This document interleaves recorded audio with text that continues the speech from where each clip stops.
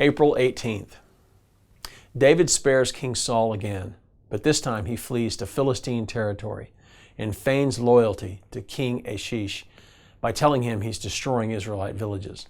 In reality, he's destroying the enemies of Israel, and by deceiving the Philistine king, he's able to live safely among the Philistines for 16 months while he waits for God's plan to unfold. There is dispute in theological circles whether David would have indeed followed through with Achish's request for David to join the Philistine army and fight against Israel. Would David have fought against Israel? It is impossible to imagine him doing so.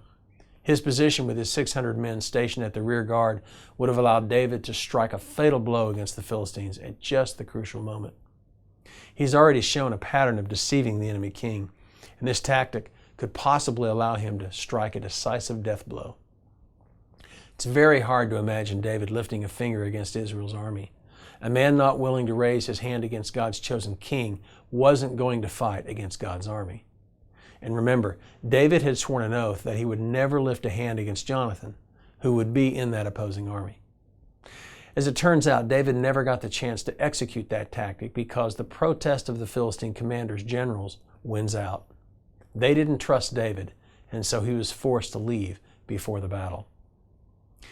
It turned out that David didn't need to be involved in this particular battle, and God didn't want David involved. God was using this very battle to bring a final judgment upon King Saul.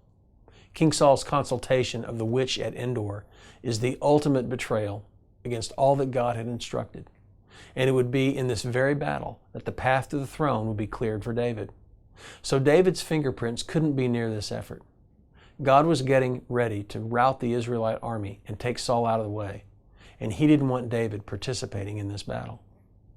Today's reading shows us that despite the opportunities that are in front of us, God's answer to a heartfelt prayer can be a decisive no. God sees beyond the horizon. He sees what we can't, and we must be willing to trust Him when the answer is no. Here's today's application. It's always hard to hear that word, no. It requires maturity and trust to hear it and accept it.